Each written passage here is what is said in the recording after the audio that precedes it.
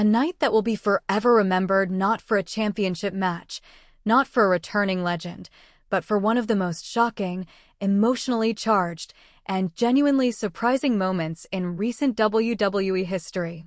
A night when CM Punk, the voice of the voiceless, the best in the world, the man who walks the line between hero and villain better than anyone, reminded the WWE Universe exactly why he's one of the most unpredictable, most dangerous, most compelling performers to ever step into a squared circle. Because on this night, CM Punk didn't just attack Seth Rollins. He saved AJ Lee from a brutal assault, inserting himself into a storyline that nobody saw coming, creating a moment that would dominate wrestling conversation for weeks to come. But here's the question that had everyone talking, debating, arguing on social media for getting involved. Was it genuine heroism, protecting someone who couldn't protect themselves? Was it personal history with AJ Lee, reigniting a connection from years ago? Was it hatred for Seth Rollins, finding the perfect opportunity to strike at an enemy? Or was it something more complex, more calculated, more vintage CM guessing about his true intentions? This wasn't just another wrestling angle. This was layered storytelling, real emotion bleeding through the scripted entertainment, the kind of moment that reminds us why we love professional wrestling.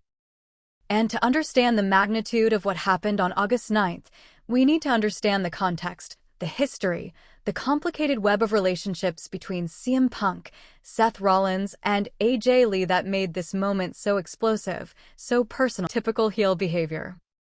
Dismissing her accomplishments, suggesting she was washed up, claiming that the women's division had evolved beyond what AJ represented. Standard disrespectful comments designed to generate heat and make fans want to see him get his comeuppance. AJ responded with her own promos, defending herself and the women she was mentoring, creating a compelling dynamic between the legendary female star and the arrogant male heel. But then Seth crossed a line. During a segment in early August, Seth confronted AJ backstage, and his verbal assault became genuinely uncomfortable to watch. He didn't just dismiss her accomplishments, he personally attacked her, making comments about her mental health history.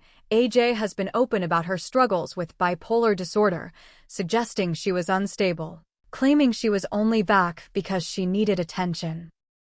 The comments were designed to be heat-generating, but they felt mean-spirited in a way that made even some heel-supporting fans uncomfortable. AJ stood her ground during that confrontation, delivering a promo that showed fire and resilience, refusing to be intimidated by Seth's verbal assault. But the segment ended with Seth getting uncomfortably close to AJ, invading her personal space, using his size advantage to physically intimidate her without actually touching her. The kind of threatening behavior that walked right up to the line without crossing it. The WWE Universe's reaction was immediate and intense. Fans were genuinely angry at Seth, not in the fun, I want to see the babyface beat this heel way, but in the uncomfortable, this feels wrong way. Social media erupted with criticism, with many fans arguing that the segment had gone too far, that using someone's real mental health struggles for heat was inappropriate, that the physical intimidation crossed a line. WWE seemed to recognize they'd touched a nerve.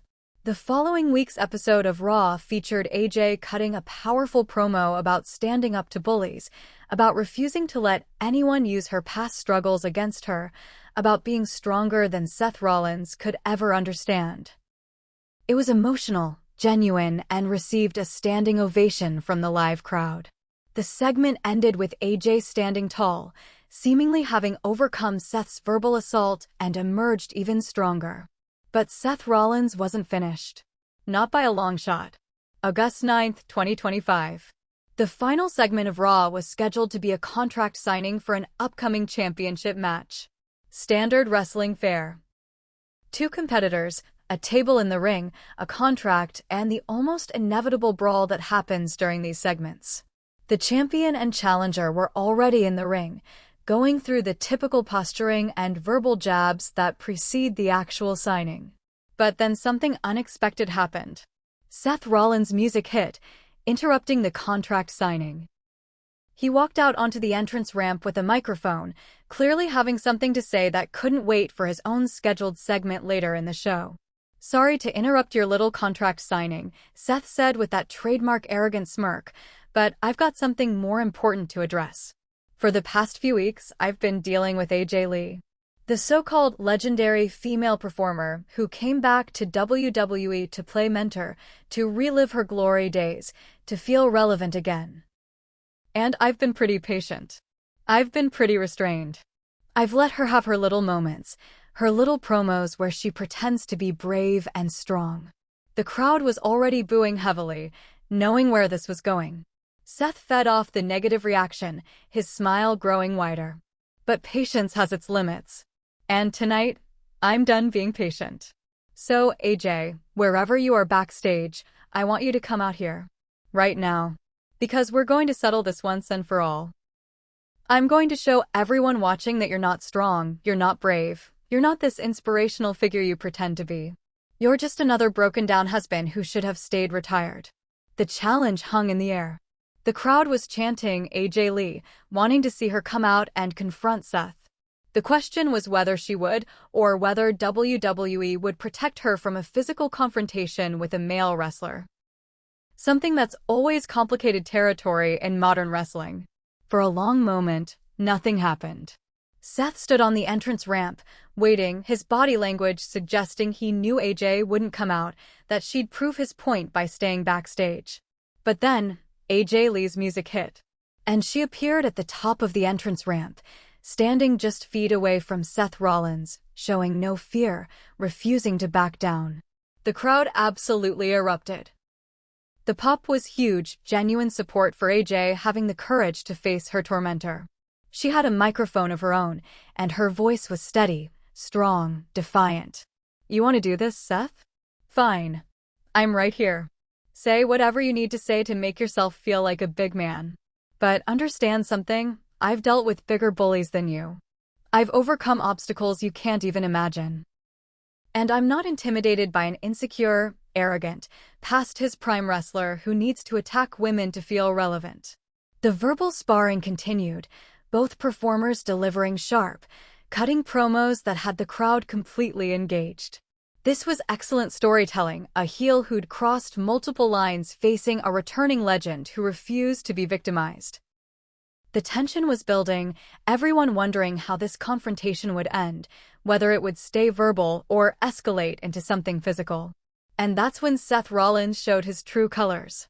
That's when he crossed the line from heel generating heat to genuine villain committing an unforgivable act. That's when everything went wrong. Seth's demeanor suddenly changed. The arrogant smirk disappeared, replaced by something darker, more genuinely menacing. His body language shifted from performative heel to something that felt uncomfortably real. He took a step toward AJ, closing the distance between them in a way that made the crowd noise shift from excited heat to genuine concern. You know what your problem is, AJ? Seth's voice had dropped, become quieter, but somehow more threatening. You actually believe the hype. You actually think your little motivational speeches mean something. You actually think you're untouchable because you're a woman, because you're a legend, because you've got the crowd behind you. AJ stood her ground, not backing down, but you could see the slight tension in her posture, the recognition that this situation was becoming genuinely dangerous. Back up, Seth, she said, her voice still strong but with an edge of real warning. Whatever you're thinking about doing, don't. Seth took another step forward. They were inches apart now. The crowd was getting nervous, the boos reaching a fever pitch. This didn't feel like a wrestling angle anymore. This felt like a genuine threat. Security personnel started moving toward the entrance ramp from backstage, but they weren't there yet. For these crucial seconds, it was just Seth and AJ alone on that ramp. I'm thinking about teaching you a lesson, Seth said, his voice barely picked up by the microphones. I'm thinking about reminding you what happens when you run your mouth to someone who can actually back up their words with actions. I'm thinking about. AJ tried to back away, finally recognizing that Seth's intention wasn't just to intimidate, but to actually hurt her. But she wasn't fast enough. Seth grabbed her by the arm, roughly, the kind of grip that was clearly painful. AJ tried to pull away, but Seth was stronger, bigger, and using that advantage to physically control her. The crowd reaction was immediate and intense, nuclear heat, but not the good kind. This wasn't fans enjoying hating a heel. This was genuine discomfort, genuine anger, people wanting this to stop immediately. Some fans near the entrance ramp actually stood up, as if they might try to intervene themselves. Seth, let her go. AJ's voice had lost some of its strength, genuine fear creeping in. She was trying to pull her arm free, but Seth's grip only tightened. He yanked her closer, and for a horrifying moment, it looked like he might actually strike her. Security was finally rushing out from backstage, multiple personnel in yellow shirts sprinting toward the situation. But they were still several seconds away. Those seconds felt like an eternity. Seth raised his free hand, and the implication was clear. He was about to hit AJ, to cross a line that WWE hadn't seen crossed in years, to commit an act that would generate genuine mainstream controversy. AJ closed her eyes, trying to pull away one more time, her free hand coming up defensively. The crowd was screaming, a mixture of boos and genuine shouts of "No." This wasn't entertainment anymore. This had become something uncomfortable, something that felt wrong on a fundamental level. Seth's hand came down. And that's when the music hit. That's when everything changed. That's when one of the most memorable moments in modern WWE history occurred. Cult of Personality exploded through the arena speakers. CM Punk's entrance music. The crowd's reaction was instant and seismic, going from genuine distress to absolute jubilation in a split second. Everyone knew what this meant. Everyone understood the significance. CM Punk wasn't scheduled to be there that night. He had no advertised segment. But he was there. And he was coming to save AJ Lee from Seth Rollins' assault. The entrance ramp was behind where Seth and AJ were standing, so Seth didn't immediately see CM Punk emerging from the backstage area. But AJ did. Her eyes opened, and the relief that washed over her face was palpable. She saw Punk sprinting down the ramp toward them, and she knew she was about to be saved. Seth finally registered that something was wrong, the crowd noise, the music, AJ's expression, and turned just in time to see CM Punk charging at full speed. Punk didn't slow down, didn't hesitate, didn't give any warning. He absolutely leveled Seth Rollins with a running forearm that sent the heel crashing to the ground, his grip on AJ's arm breaking immediately. The crowd absolutely lost their minds. The pop was deafening, one of the loudest reactions heard on Raw in years. This wasn't just excitement about CM Punk making an appearance. This was genuine emotional catharsis. The cavalry had arrived. The villain was getting his comeuppance. Justice was being served in the most satisfying way possible. Punk immediately checked on AJ, his hands on her shoulders, looking her in the eyes, clearly asking if she was okay. The concern on his face looked genuine, not performative, real worry for someone he cared about. AJ nodded, holding her arm where Seth had grabbed her, clearly shaken but reassured by Punk's presence. But Punk wasn't done with Seth. Not even close. Seth had rolled away from the initial attack and was trying to pull himself up, still disoriented from the forearm shot. Punk turned his attention fully to the man who'd been assaulting AJ, and his expression was absolutely terrifying, controlled rage, the look of someone who'd been waiting for an excuse to hurt Seth Rollins and had just been handed the perfect justification. "You want to put your hands on women?" Punk's voice was picked up by nearby microphones, raw and intense. "You want to be a tough guy? Let's see how tough you are against someone who can fight back." What followed was an absolute beatdown. Punk grabbed Seth by the hair and delivered a series of knee strikes to the face that echoed through the arena. Then he threw Seth toward the ring, following him closely, not giving him any chance to escape or recover. Seth tried to roll into the ring to create distance, but Punk was right there, sliding in after him, absolutely relentless in his assault. Inside the ring, the contract-signing participants had wisely cleared out, giving Punk and Seth the entire space. Punk whipped Seth into the corner and followed with a running high knee that crushed Seth against the turnbuckles. Then Punk grabbed Seth, set him up, and delivered his signature go-to-sleep finishing move, driving Seth's face into Punk's knee with devastating impact. Seth crumpled to the mat, completely knocked out.